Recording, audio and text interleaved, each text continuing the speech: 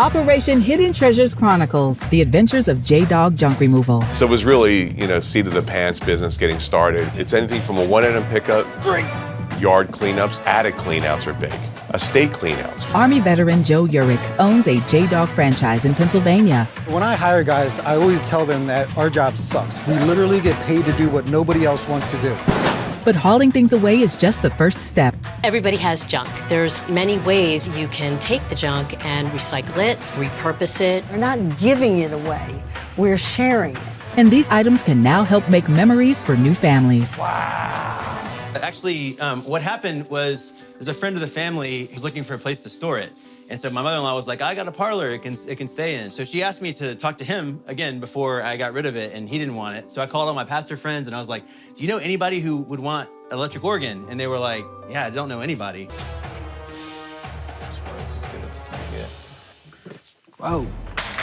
Whoa. So sorry. Oh. Them legs on the front were very sketchy. Oh. And we have an 80-inch TV. If you can get it out, it's all yours. So that TV concerns me a bit. I know you got it down here. We should be able to get it back up.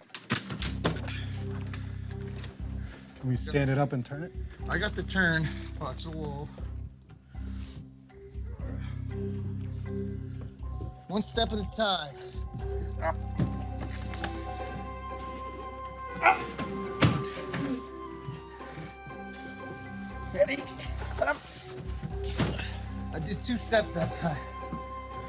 I got 3 more steps. Ready? Up. 1 step, we're flat. Ready? Up. Push, push, push. Push, push, push. Watch the back How's end. that back end look? That's what I was worried about. Right. It's not gonna fit. Obviously, the TV got down in the basement. How the hell did it get down there? It couldn't get back up. So there's a term in the military that kind of prepped us for jobs like this. It's called embrace the suck.